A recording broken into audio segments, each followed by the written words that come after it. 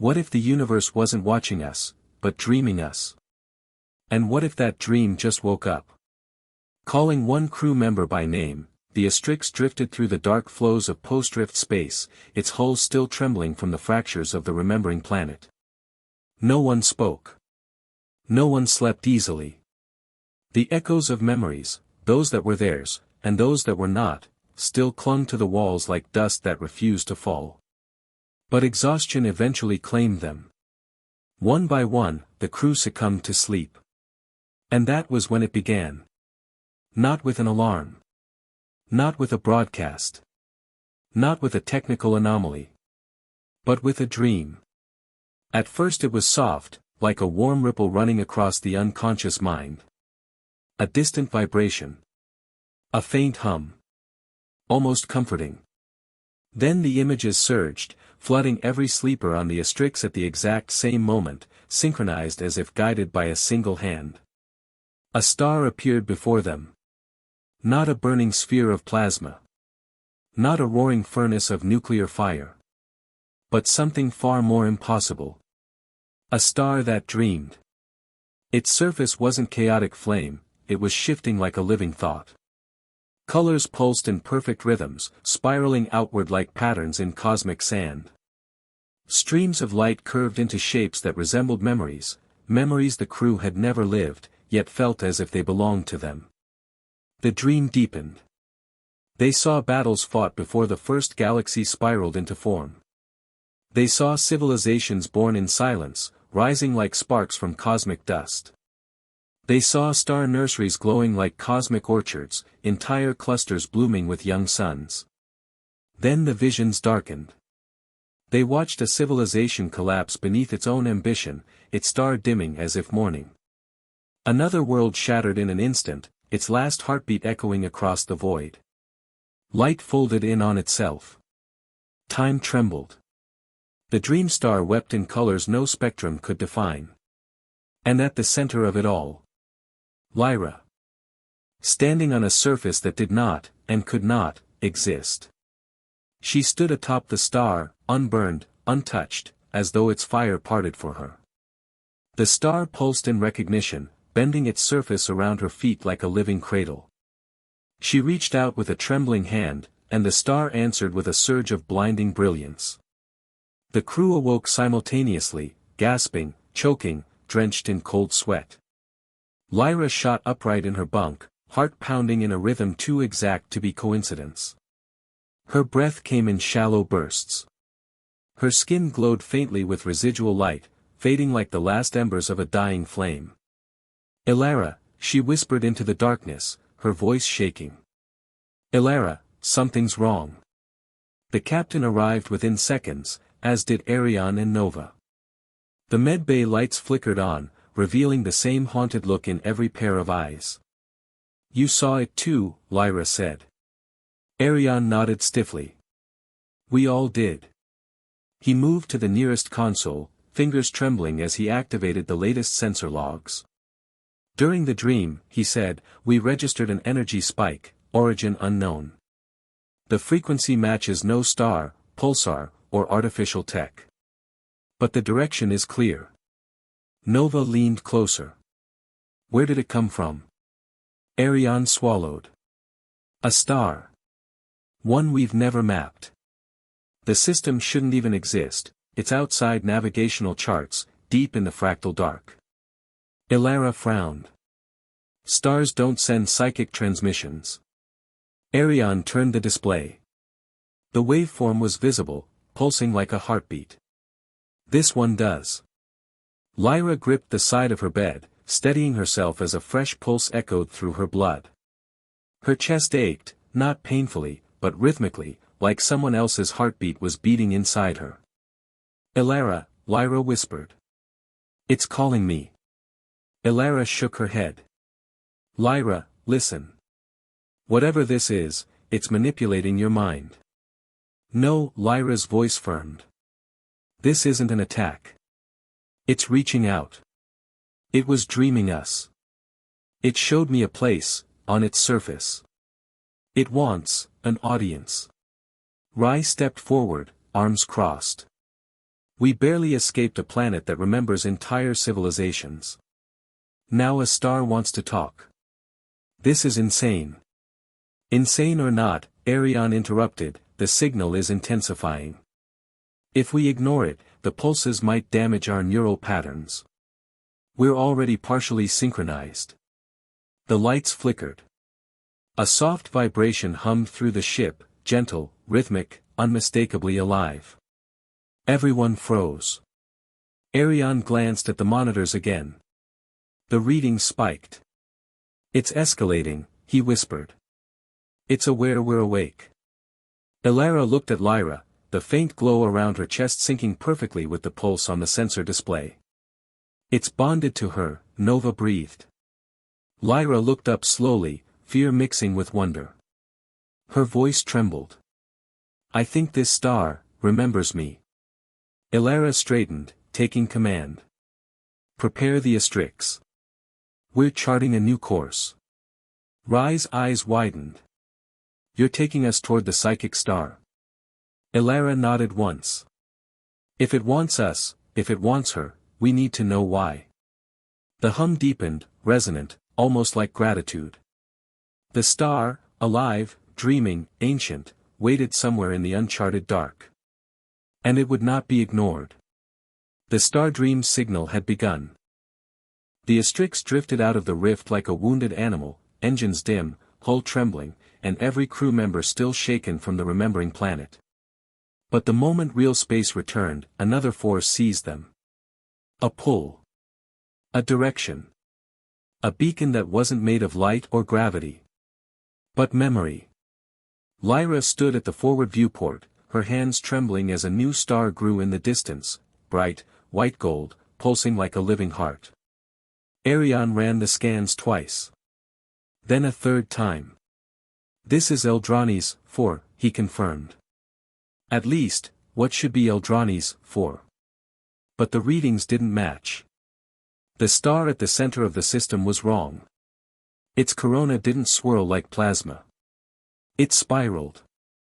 Precise lines. Layered geometry. Patterns that should have been impossible for anything made of nuclear fire.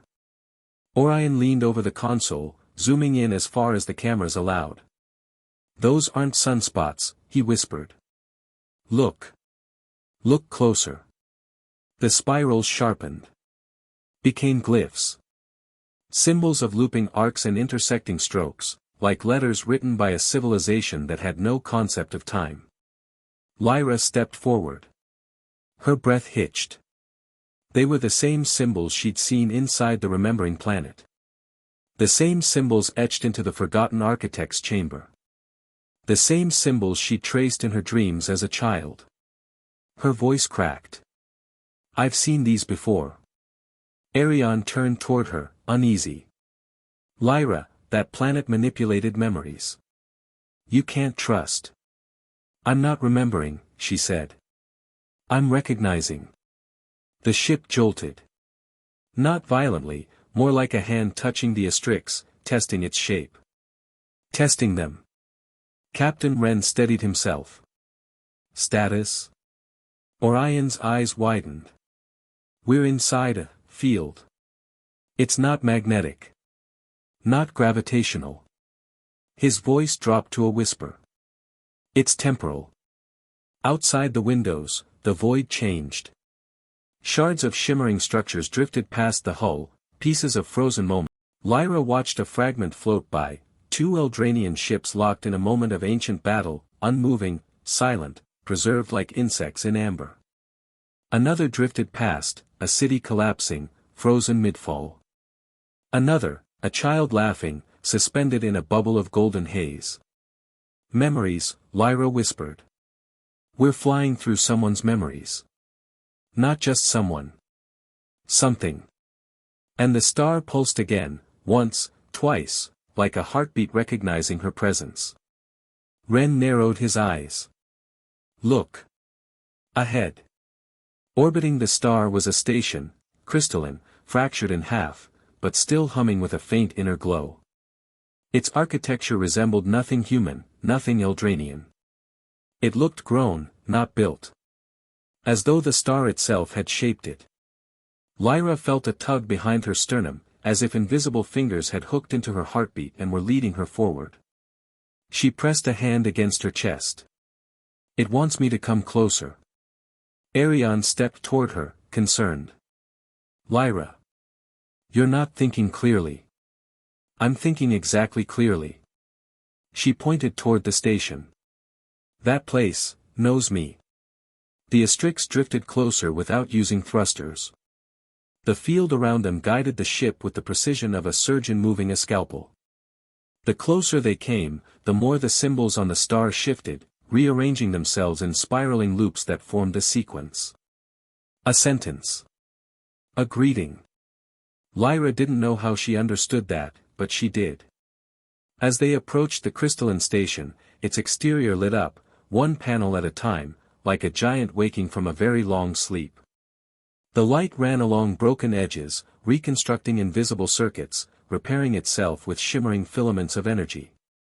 Ren raised an eyebrow. "The station is activating." "No," Lyra whispered. "It's remembering how to be awake." The docking bay opened without a sound, petals of glowing crystal unfolding like the opening of a flower facing its star. A walkway extended toward the Astryx, bridging the gap with a soft pulse of pale light. No alarms. No warnings. Just an invitation. Arion swallowed. "We are not doing this, right?" Ren shook his head slowly. "We're doing it." The crew suited up, though Lyra barely heard the instructions. Her mind buzzed with fragments of meaning, sensations, half-memories that didn't belong to her, yet felt familiar. When the inner airlock cycled open, a gust of warm, sweet-smelling air drifted in. Not mechanical. Not sterile. Alive. They stepped onto the crystalline walkway. Beneath their boots, the solid floor looked like compressed starlight, transparent, glowing faintly, almost soft. Inside, the station lit up in cascading waves, like fire running through glass. The corridors shifted gently, opening the path ahead without a single command. Orion whispered, "This place is reading us." Lyra shook her head. "No. It's reading me." As they moved deeper into the station, the light brightened. Symbols ignited on the walls, those same spirals and curves, flowing like living ink, rearranging themselves as they sensed her presence. At the far end of the corridor stood a chamber with a tall archway. The arch flared open the moment Lyra approached. A warm wind brushed her face. Then, softly, like a distant echo, a voice whispered her name. A voice older than civilizations. A voice that had been waiting. Lyra stepped forward, heart pounding. Something ancient remembered her. The corridor widened into a vast chamber, so large the Astryx crew instinctively slowed, as though stepping into a sacred place. The ceiling arched high above them, a cathedral of crystalline ribs that shimmered with the stars' pulsing glow. Lines of light ran like veins through the structure, humming softly, resonating with the same rhythm that had been beating inside Lyra's chest since the dream. Then she saw them. Suspended in the center of the chamber were fragments, spherical, luminous, fractured yet impossibly stable. Star cores. Dozens of them. Maybe hundreds.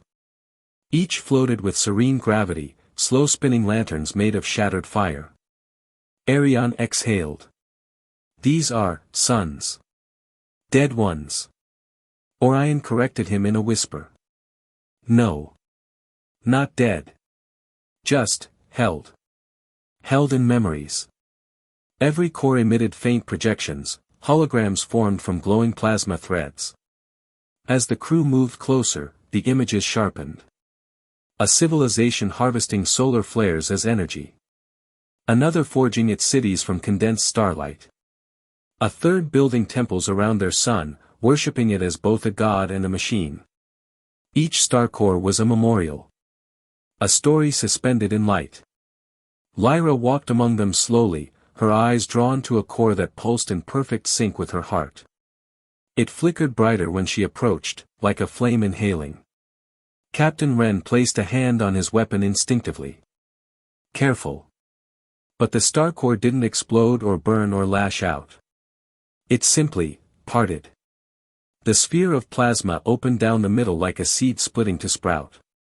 Inside, a figure took shape, humanoid, tall, made entirely of molten radiance. It had no face, yet its attention was unmistakably fixed on Lyra. Every crew member froze. The entity stepped onto the chamber floor, its feet leaving trails of light that evaporated instantly. It raised a hand made of burning filaments. And it spoke.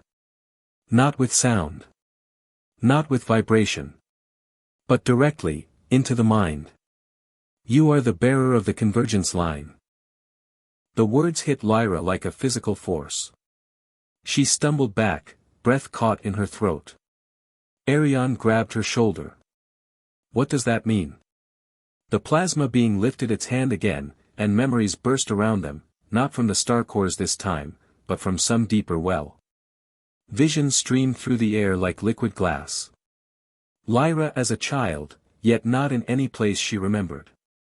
She stood in a temple built from curving mirrors, each reflecting a different version of her face. Lyra again, older, speaking with the forgotten architect in a chamber of gold. But that had happened only days ago, and this vision was centuries old. Another Lyra, bleeding, exhausted, commanding a fleet in a war the galaxy had never recorded. Another, standing on a battlefield of frozen lightning. Another, smiling at people she had never met. Another, dying. Lyra shook her head violently. The images blurred. She pressed her hands to her skull. No, no, those aren't mine, those aren't. The entity approached her, glowing brighter, its outline flickering like a star struggling to hold its shape. You exist across timelines as a repeating signature. Its voice echoed inside every mind in the chamber. A stabilizer. The being drifted around her, its light brushing against her shoulder like a warm breeze. A catalyst.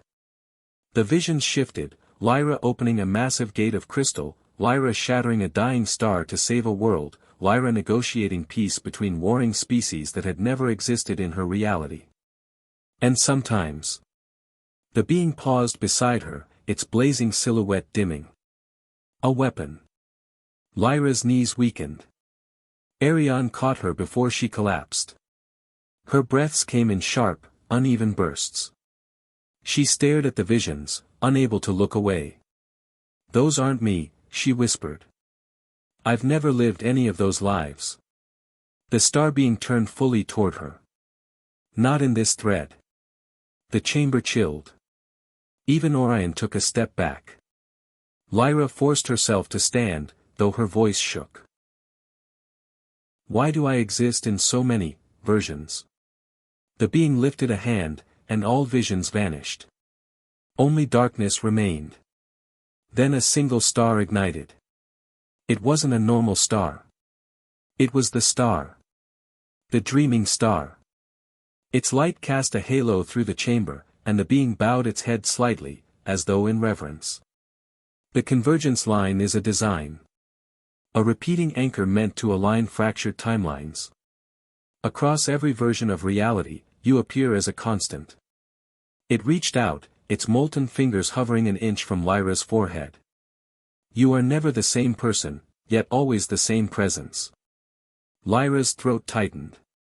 Why me? The entity dimmed, almost somber. Because you were created to be the hinge on which futures turn. She swallowed hard. And who created me? Silence filled the chamber. The star cores flickered, dimming like candles caught in a sudden wind. The being slowly turned, raising its hand to the far wall. The crystalline structure dissolved, revealing the vast, white gold star outside. Its corona spiraled in those impossible patterns. Its light pulsed with unmistakable intelligence. The plasma being pointed at it. He did. Lyra's breath vanished. Arion whispered, "The star created you." The being nodded once, an ancient, solemn gesture. Lyra felt her pulse sink again with the star's rhythm. 4 beats. A pause. 4 beats. A message. A summoning. The star pulsed again, and every fragment of plasma in the chamber vibrated. Lyra stared into its radiance, her voice barely audible. What does it want from me? The being gave a single, devastating answer. It wants you to remember what you were made to be.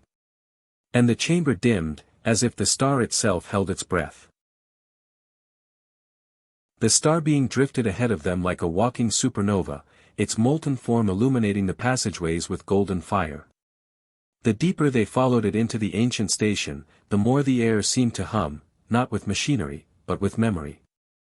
The sound felt alive, like the entire structure was breathing around them. Captain Wren tightened his grip on his rifle. Why do I have the feeling this place is about to answer questions we're not ready to ask? The star being's voice thrummed across their minds. Knowledge waits for readiness. You came because the truth wanted to be found. The corridor opened. And the Astryx crew stopped cold. A vast spherical chamber stretched before them, circular, cathedral-like, but darker than anything they'd yet seen. Its walls were covered in lattices of crystalline conduits that glowed faintly with the fading light of a dying sun. At the center hovered a vault. Slowly, its petals unfolded. Lyra's breath caught. There were thousands of them. Suspended crystalline pods, embryos, arranged in spiraling patterns like stars in a galaxy. Each one glowed with a faint internal light, flickering softly as if dreaming. Some pulsed slowly. Others were dim. A few had gone completely dark. Orion spoke first, his voice cracking. These aren't biological. He stepped closer, examining one of the crystal pods, running a scanner along its surface. They're manufactured. Energy matrices. Memory seeds. He swallowed. They're engineered souls. Lyra's stomach dropped, an invisible weight pressing against her spine. But why would anyone create? The star being raised a hand, and the embryos brightened, responding to its presence. Each is a timeline. A possibility.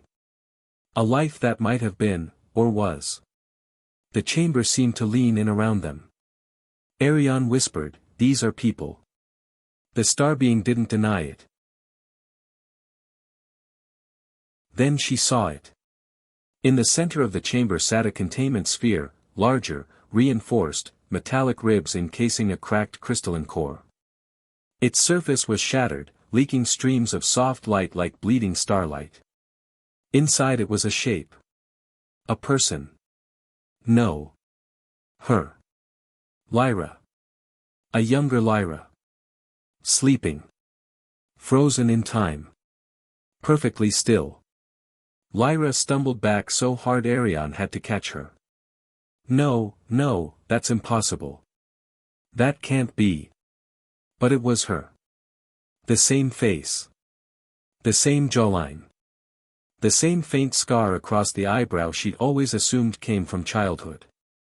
The girl inside the sphere looked peaceful, untouched by time.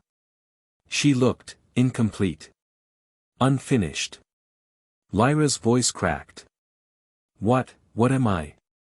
The star being approached the sphere and placed a blazing hand against the cracked surface. The lights of the vault flickered. And then, with a gravity that made every member of the Astryx tremble, it spoke. You are version 5. Silence. A heavy, cosmic silence. The star being continued. The only one who lived. Lyra felt her heart stop mid-beat. Captain Wren swore under his breath. You're telling us there are 4 other versions of her? The being nodded, its molten face dimming with something like sorrow. 4 attempts were made to anchor the collapsing timelines. 4 models failed. The 5th, your Lyra, remained stable. Lyra pressed a hand to her chest, feeling her heart racing under her palm. You mean I was created? Designed? Engineered, the being corrected gently. By the Sunmakers. A star-forging civilization that shaped light, memory, and time. They built the convergence line to hold the universe together. Lyra's throat tightened. But I'm not special. I'm just. You carry temporal gravity. The star being stepped closer, its heat. No. No, I didn't ask for this. I didn't choose. Choice comes later, the being replied. Purpose comes first. Orion stared at the cracked sphere. What happened to the others? The versions before her. The star being dimmed. One fractured under paradox. A pod flickered nearby, then went dark. One could not withstand the weight of memory. Another pod dimmed. One merged with a collapsing star. A third pod extinguished. And one. The being hesitated. One was taken. The room chilled. Arion looked sharply at the being. Taken by what? But it didn't answer. Instead, every crystal embryo flickered with sudden, synchronized fear, as if all the dead timelines remembered the same terror. Lyra stepped closer to her frozen duplicate, staring at the girl she once was, or might have been. Is someone coming for me? The star being lowered its head, molten light dripping from its form like liquid dawn. Not someone. It looked toward the star outside, the dreaming sun whose patterns pulsed with growing urgency. Something. Lyra felt its presence then, far away but clawing through reality, searching. Hunting. And it wants to reclaim you, the star being said. Because you are the last piece of its lost design. Lyra's world tilted. Her past wasn't hers. Her future wasn't fixed. And her origin was a blueprint written in the heart of a star. The chamber went dark as the dreaming sun flared, its call deepening. Something had awakened. And it was coming. The chamber vibrated, first gently, like a distant tremor, then violently, as though the entire station were shuddering awake in terror. Crystalline pods rattled in their lattices. Light streaked across the walls in sharp, frantic pulses. Arion winced and checked his readings. Something massive just entered the system. And I mean massive. Orion ran to the viewport lattice along the chamber's edge and forced its shielding open. The Astryx crew stared. A titanic vessel drifted into view, wedged between dimensions, half material and half anamorphic shadow. Its hull was pitch black, composed of jagged plates that didn't reflect light but devoured it. With each shift in angle, it flickered, existing, then not. A silhouette against starlight that refused to be fully perceived. Cade exhaled slow and dangerous. That's not Voidborn. Arion's jaw clenched. No.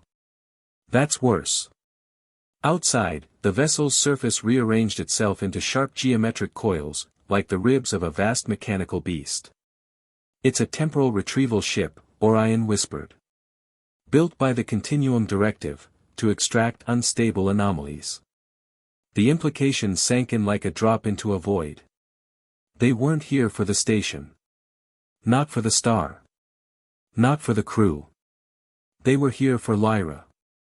A voice boomed through the chamber, metallic, layered, emotionless. Subject V5, return for reset. Lyra froze as though impaled by the sound. Her breath came out in sharp, breaking gasps. No, she whispered. No, they're not, they can't.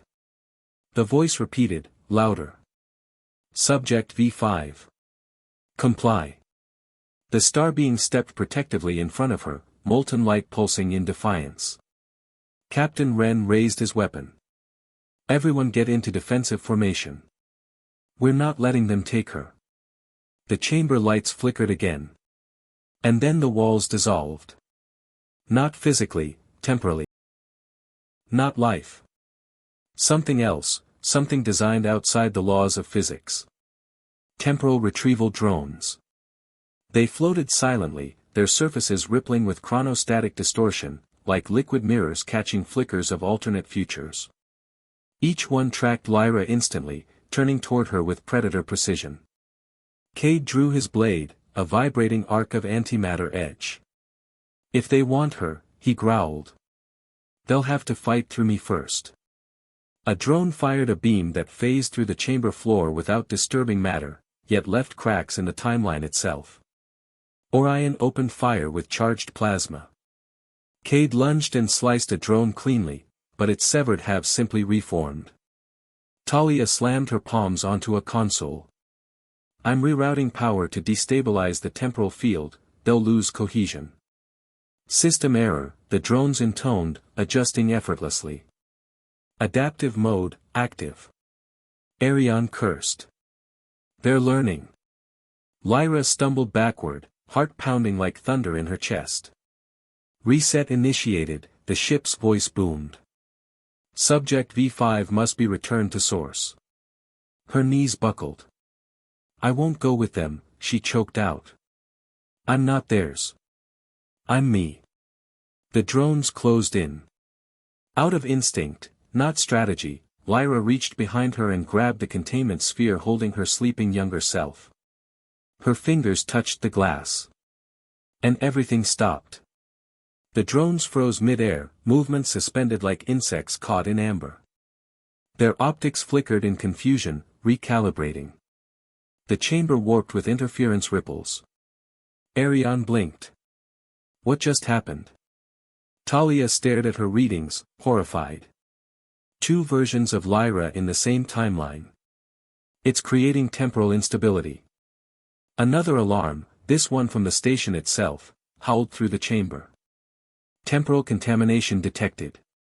The drone's lenses shifted to crimson. Purge initiated. Lyra backed away, dragging the sphere with trembling hands. They want to destroy, both of us, she whispered. They want to erase the contamination, Orion said grimly. Or erase you. Same thing to them. The star being's glow flared, brilliant and furious. You will not take her.